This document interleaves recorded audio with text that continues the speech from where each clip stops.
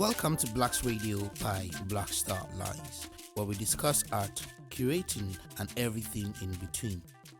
This is the Art Talk segment, bringing you authentic conversations from within the art world. In today's episode, we bring you the conversation between Dr. Kwasi Ohene-Ayeh, IUB, and Dr. Kelvin Haizel. Let's get into it.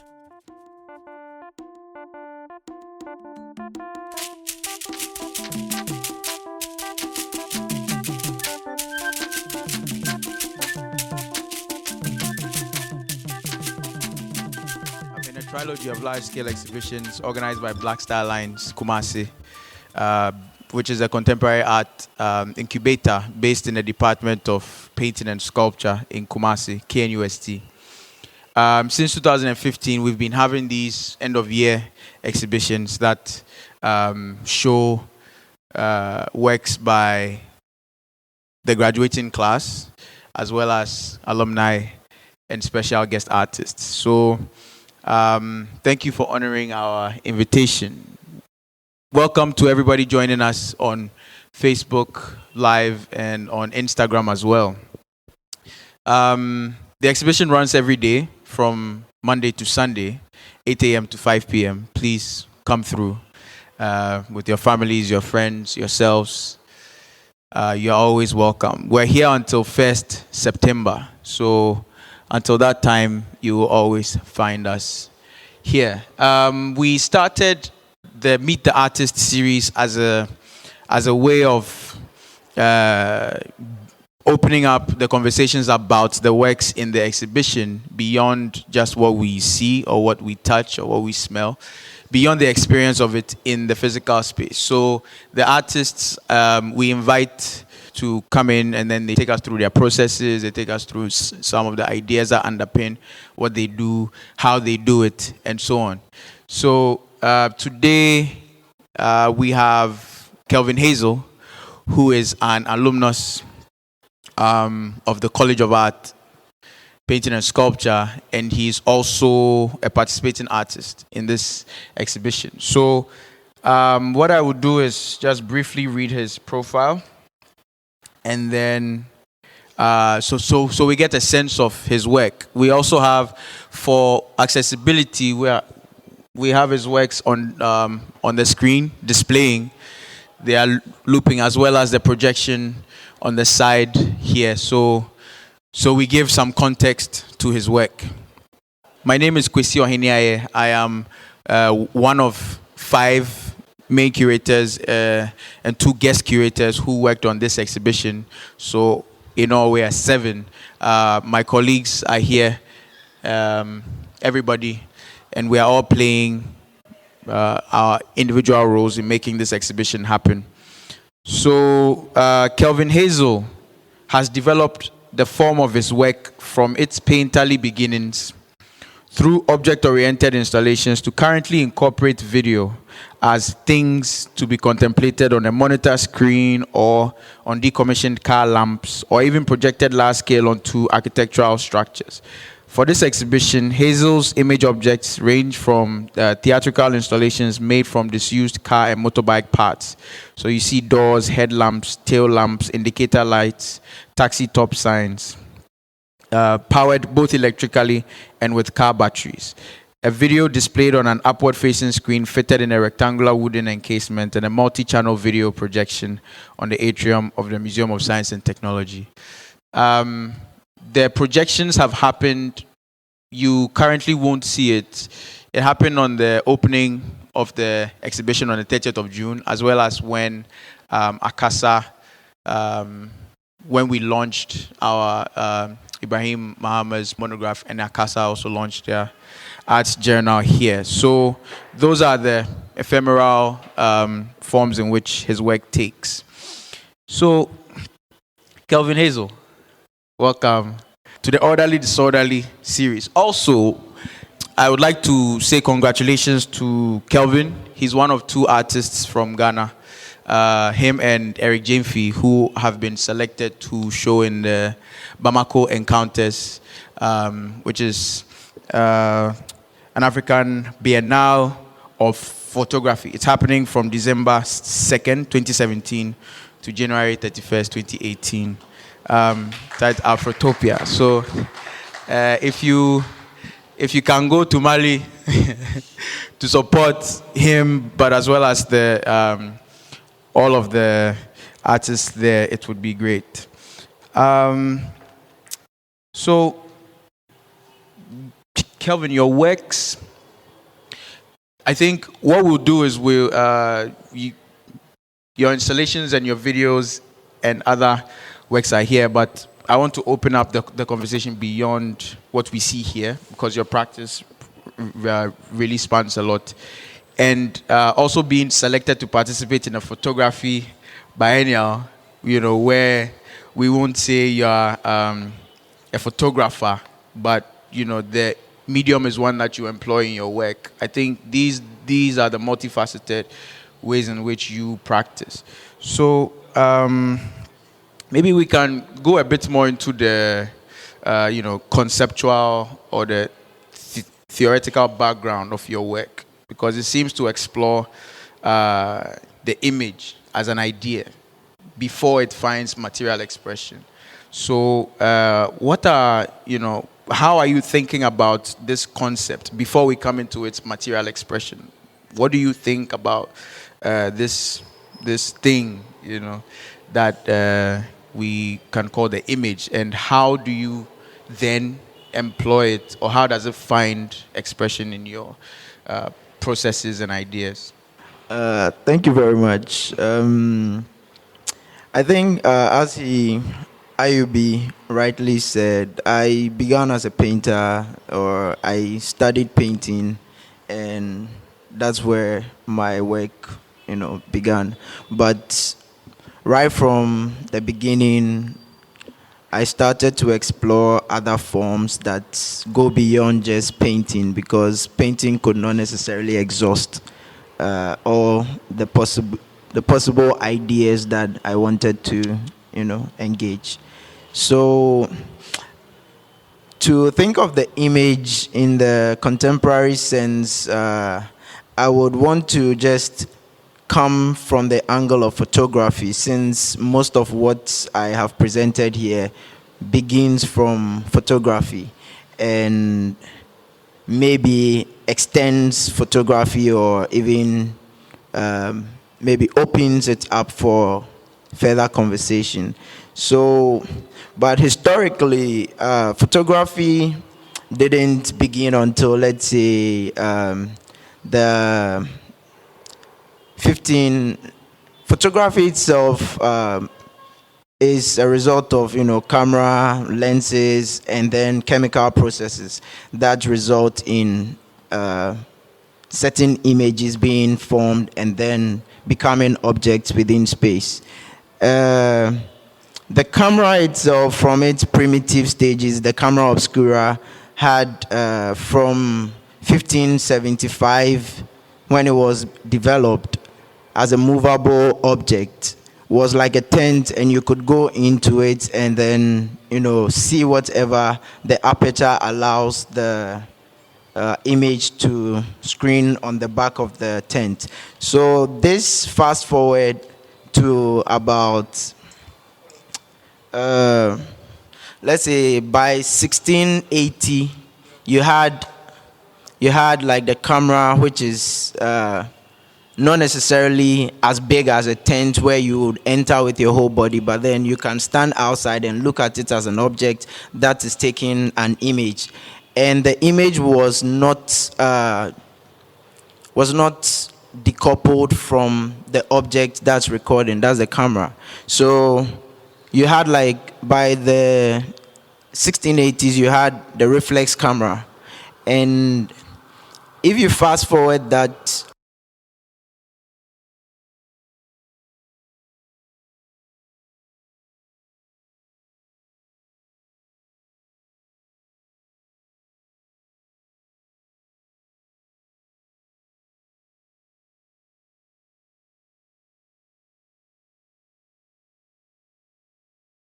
or the photographic chemistry taking place, and that was to come and then be able to mediate the image by making it available for collection. What I mean by that is the image was always attached to the camera. It wasn't detached.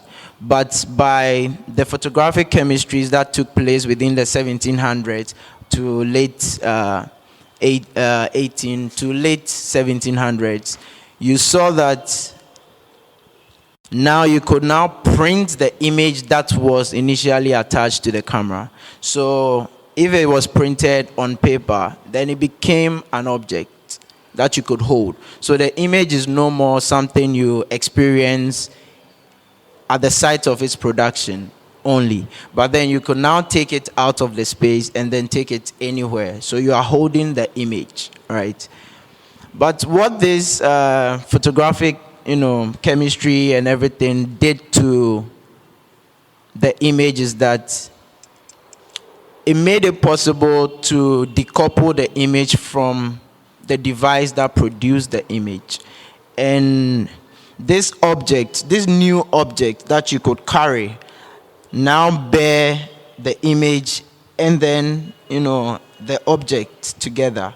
So my inquiry into photography over the period, we have also seen that there has been emphasis in trying to make the picture on whatever surface it's printed on the main focus or the focal point of photography. And I felt by doing that, you see a strong,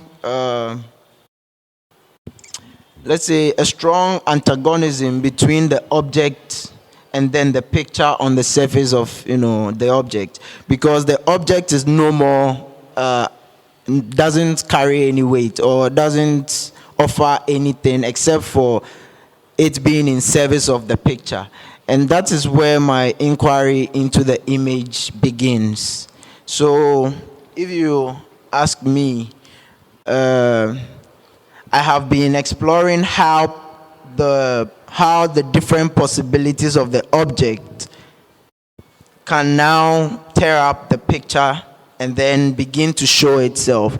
And so when you're looking at my light fixtures and the car light series, most people probably don't even think of them as images, or they are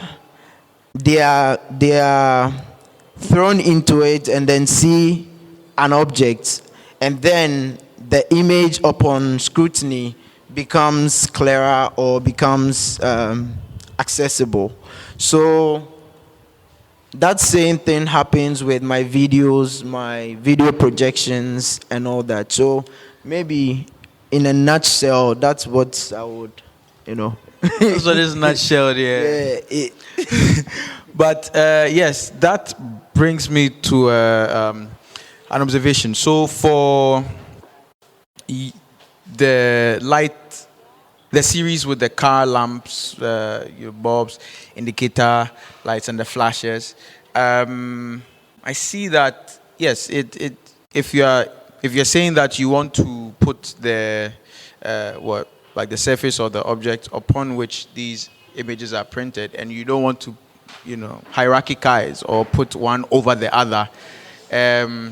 These are also objects we experience in our everyday, so they are familiar things. If I see like a car lamp, I know it's a car lamp. And so perhaps, how do all of those things come into, that may cause my hesitation, to contemplate the thing as an image, or even see what is printed on it, and so on. But I think, first of all, Kelvin, your work, your mediums, I would say, you employ photography, video, there are projections, and the videos are like either on screen or on other things, and then there are projections as well. So those are more immersive, right? And then there are the installations like the light fixtures that we have. And so for this exhibition, you have kind of, we have the video on screen, the light fixture, as well as the projections on the atrium. Could you tell us a bit about, how you think about these different mediums and how they come together in your work? I think for, let's say, the projections, just as I had talked about the light fixtures, the decommissioned car lights and all that, you mentioned that these are familiar objects, right? So in essence, like it's maybe a photographic print could be on paper. It could be on silver aluminum. It could be on, like silver gelatin print on aluminum or whatever. So these are all familiar, materials that exist on their own. But when the image is printed on them, the image takes precedence. It becomes what is to be seen. It becomes what is sanctioned by the system. So in essence, the aluminum or paper or any surface is only in service of the image and not necessarily part of it on equal terms. So for instance, if I come to my video projections or my video screenings, what I intend to do, what the intent really is to now begin to make you think beyond just the image. But if it's projected onto architectural forms, onto surfaces, onto, let's say, on a screen like this, it causes you to do more than just privilege the surface or privilege the image. Most people walk in here, and especially with kids, I see them get to this particular game, which is... Tell us a bit about that work. So you're describing it. So yeah, there are 3 games in one, and there's Ludo. There is Snakes and Ladders. There is Owari, and then there is checkers or draft or dummy, as we call it. And these are just familiar games we play around. I estrange it a little by changing the dice or the... Maybe in the case of Owari, the knickknacks we use in playing with pills or capsules, and you wear surgical gloves to play. And these are ways I employ to estrange the game and then make people encounter it differently. But when you come to this particular installation or how I have presented it, it allows for participation, but also because you can't necessarily fully participate, it throws you off at points of encounter. So when you encounter it and you want to participate and realize that, it's not a touch screen, it's just a video playing, then you are also thrown back again.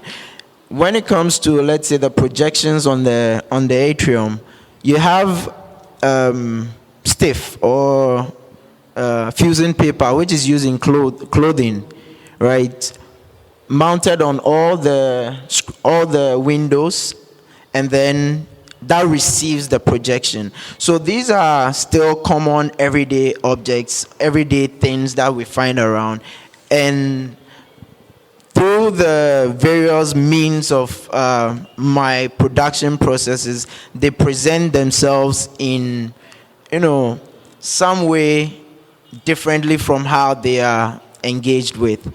And so, yeah, basically. Your work is one of the objects in the exhibition environment that draws, let's say, in this case, the participation will be spectating, especially the video on screen, where we see kids, we see adults, we see older, and then it's almost, so when you talk about equality, it draws my mind to that. It's almost as if we're at that point, everybody comes on with, like, But the level of participation, if you're either sitting or standing and looking at it, the game alienates everybody equally. So yeah, those are some interesting points. But let's say a bit on your the car lamp or the lamp installation. You employ electricity, car batteries as modes of powering the objects, and they are animated differently. So some are pulsating, others are still in terms of the lights that they throw. But then we also get sounds from these objects because they're ticking from the flasher units that are used. And so, there are a lot of things happening. And how are you thinking about this in terms of form and the experience of it? Because if there are things to see, things to hear and things, how are you factoring them into your work? I think, as you rightly said, taking from maybe the everyday and then bringing it into the context of art, we are looking at or we are encountering objects that are at the same time images and at the same time sound. When we are sitting in traffic or you are sitting in an Uber or any car and there's there's supposed to be a turn, you have your trafficator or indicator light on, and then that sound comes up. So I'm taking from all these various spaces and then bringing them into a functionless object. Now in this particular space, the car lights are no more functional in the sense that they are directing or your road or your path or anything. The images you see or can barely see are not necessarily pointing you to a specific place or a specific action. The sounds you hear, they are all not necessarily useful in any way, shape, or form. So in this point, like in this context, it's only within the realm of aesthetics that I'm playing around with these forms. And so basically you are encountering the work as aesthetic forms and not necessarily functional or employing any useful qualities of it as you would in the everyday. So in the when it comes in the realm of aesthetics, there's a certain freedom, or there are certain liberties that the artist is able to take, which you have felt free on. But a bit more on those. Do you, for your process, because if you are, how do you obtain these objects, and then is there any kind of apprenticeship that you string or do you make the electric things happen yourself? And how did you apprentice any? Yes, so can you please tell us about that? No, prior to arriving or resolving this work to the point where you are seeing, I had to go through various steps, and it began by traveling along Accra Kumasi Road and encountering these accident sites. And because I was interested in the idea of monuments, interested in the idea of spontaneous monuments, I created my own fictive monument. When I came to any accident sites, I would bring, let's say, toys, stuffed animals, and all that I had in the car, and then bring them to the accident site and then stage them. So in essence, you have a documentary form and maybe a tableau coming together. It's neither a documentary nor a tableau, and the image taken. When I went to my studio and tried to think of how to present them, also thinking about the form that it would take. For some reason, I got drawn to the idea of the car lights, because the headlamps and all, because they were accessible first of all to maybe work with the idea that I was working with, in terms of trying to superimpose the image on, making it transparent so you can see the inside of the object and all that. Some of the experiments didn't go as well as I had wanted, but when I finally was able to superimpose these images onto the headlamps, I figured it was boring, and I needed a way to maybe extend the relationship or extend the conversation around that object. So I figured, well, since car lights are used on the everyday, I would rather bring it into it the same way that is experienced outside. And the association with the pulsating light has to do with, taking turns, taking from hazard lights in our cars and all that. When you have a place, when you have your car broken down or anything, you put your hazard lights on. So I'm borrowing from all these places and then bringing them to the object, but not necessarily in a functional way. But I didn't also know how to do all these things by myself. So I went to a mechanic, an auto electrician, and then studied under him for a period of, let's say, give and take 2 months, to get to understand the wiring system within this car, within any automobile. And I employed that for the work. So I'm borrowing these aesthetics, I'm borrowing techniques, and then I'm borrowing ideas also to maybe extend the conversations around these aesthetic objects. It's interesting the lengths artists go nowadays to make art. So, under studying auto electricians and things, and then you come back and it's and the knowledge is rerouted into other ways. That's very inspiring. If we take your projections, for example, those are, because if the forms of the image that you're looking at encompass still and moving, right? But the ways in which they come together differ. So if we're thinking in terms of scale, the video objects or the videos on the screen, they require, and even with the lamp installations, they require a certain intimate, level of accessibility. And now the projections that are on these monumental scales, some on really big buildings and things like that. So the question of scale then becomes an issue in your work, as I see it. So how do you work around these or this very this thing? Yeah.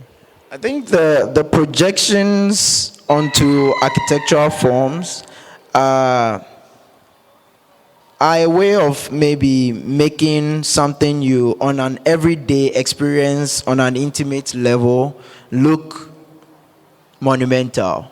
So when, let's say, a video of Oware, which 2 people play on a small board, is taken and then projected onto architectural form that takes maybe like a 4-story or a 3-story building, then it becomes something that almost looks like it's overpowers or the human form when it's in place. So, or when it encounters such a projection. So I am bringing something which is intimately experienced into a monumental form by just, employing a projection of it onto architecture. And that's, a subtle way of dealing with something that's intimate but also can be experienced as strongly as or imposing as a monument. Yeah. So all of these come together to complicate, for me, your say oeuvre. Yeah. So going now, let's say for your videos and how you think of the medium of or how you use it in your work. I see that, and this is a work that is not here in this exhibition, but there's a work you showed in your solo exhibition back in Kumasi at the Old King University Museum, Things and Nothings, which was for me, it gave me this idea which was very profound. So if we're thinking of still and moving images as things apart from each other, that work really put them, it's like they were immanent in that work for me, and I'll describe it. It was you extracted 90 seconds of a Caspar Nyovest hip-hop music video where a clip was a minute and a half long extract, and then you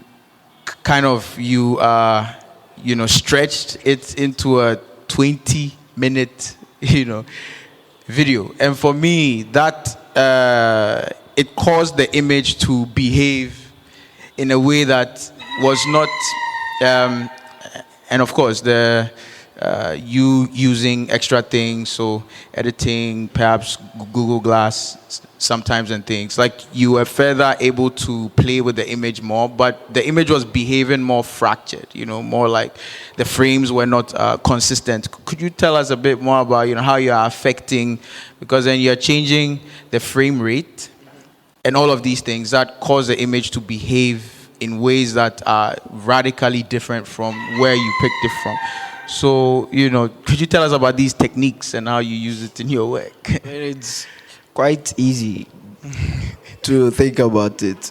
What I did was to download a 720p image of Caspar Nyovest video, War Ready, and bring it into a video editor. And then I increased the speed. I, first of all, cut out a small portion, which was like 1 minute, 20 seconds of the video. And that showed a vulture scene. And then after putting that on the timeline, I stretched the image. What essentially I was doing was to duplicate the frame rate within the video. So when you are shooting any video at, let's say, 24 frames per second, 25 frames per second, or 30 frames per second, what essentially you are doing is you are taking each second, let's say for 25 frames per second, you are taking 40 milliseconds for any viewer to experience a still image across the time, across 1 second. So in essence, what I did was, when you are stretching this on a timeline, it means that you are duplicating the frames within it. So in the end, it's also, what it does is that it elongates the time of experience of the same video. And this makes each frame, although not let's say distorted, make you become aware of each frame that you are experiencing within the longer stretch. So essentially, it was a way to maybe, let's say, like what Gordon did with 24-hour cycle, stretching maybe a film over a 24-hour period, a film that is experienced in 2 hours over a 24-hour period. You are essentially duplicating the scene so that each particular action is becomes very intimate. So that intimacy with maybe the games you are looking at or the sites of trauma or the sites of action is brought back into my editing techniques, so that you are also allowed the time and space to experience that intimacy with the section of the video that I had selected. So basically, I was playing around with, the frame rates, duplicating them, and then maybe subtracting some of them in other videos as well.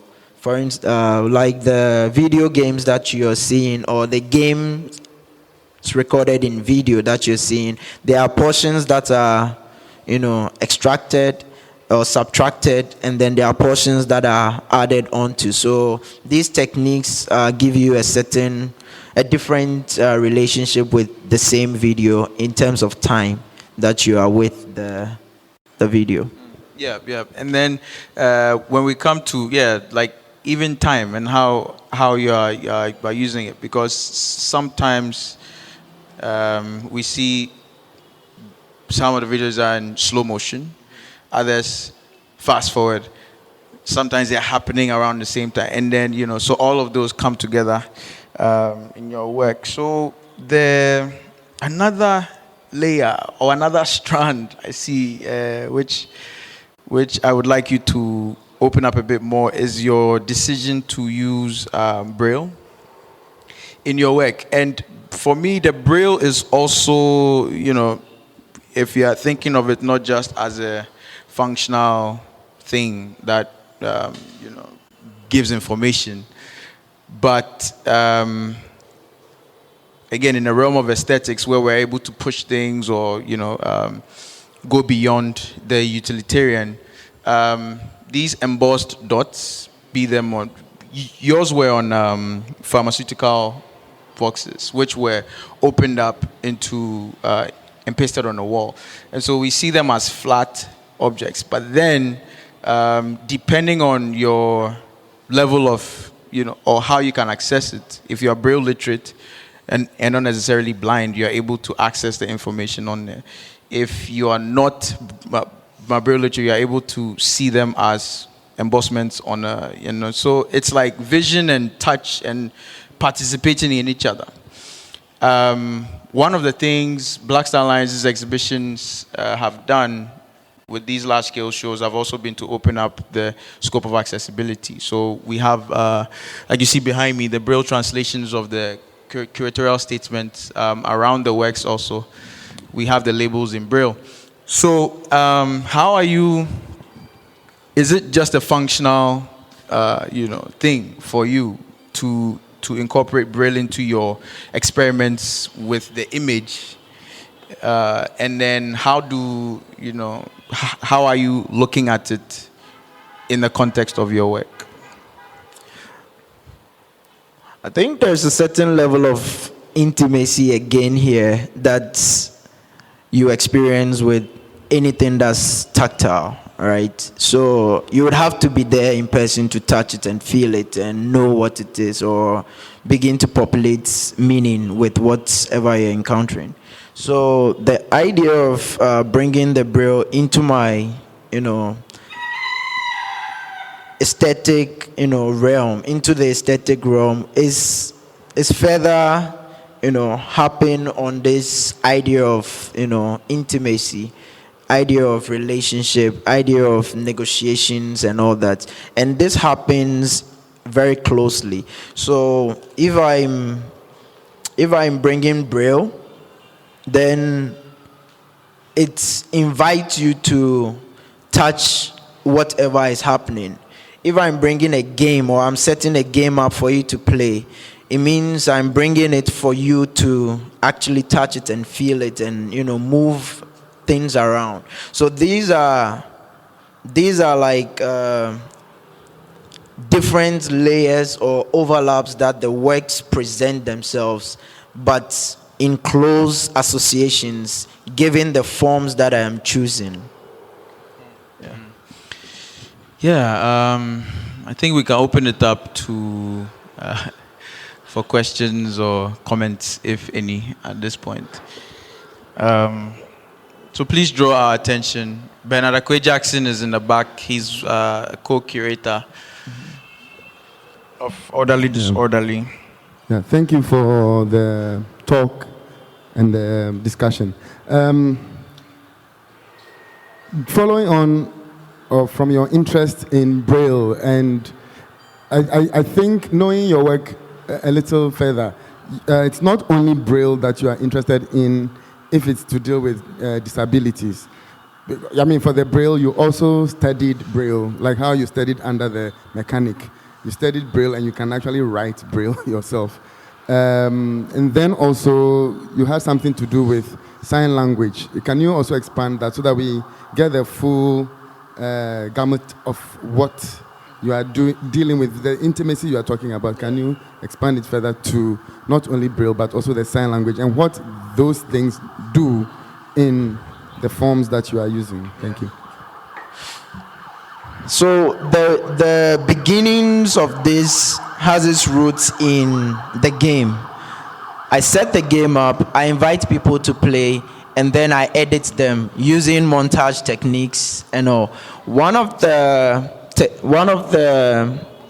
eventualities of this editing show the multiple hand movements or gestures, and upon encounter, I sought to think that these things suggest something beyond just hand gestures when seen in these multiple frames.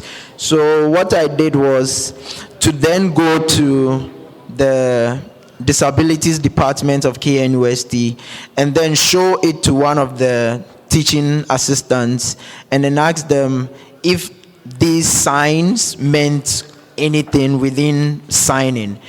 And it was arbitrary. So I figured, okay, well, let me then do a version where I would make meaning out of these hand gestures and then bring them into the editing techniques that I was employing and then make a video out of it.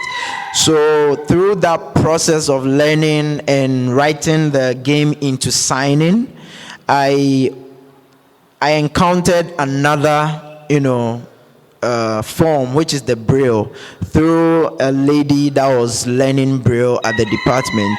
And we became close friends because she was blind and, we used to talk a lot. So whenever I entered the room, she could smell me. And then she would mention my name. And she took interest in my project. And then I also took interest in the Braille she was using and how she was able to write a whole thesis in Braille on her computer using sound and then touch, on the keys.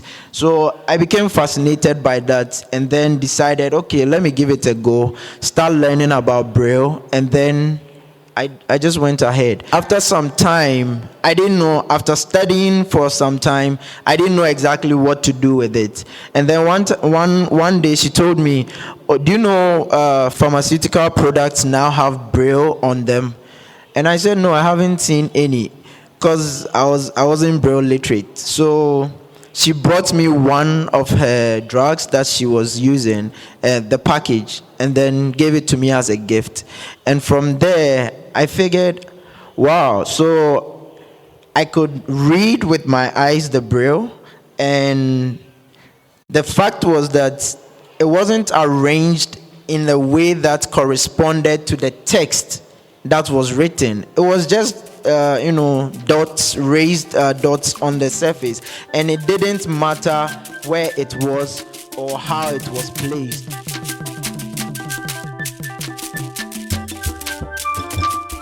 Catch us next week at the same time on Blacks Radio by blaxTARLINES for part 2 of the conversation between Dr. Kwasi Ohene-Ayeh, IUB, and Dr. Kelvin Haizel. Until next time, stay with the world.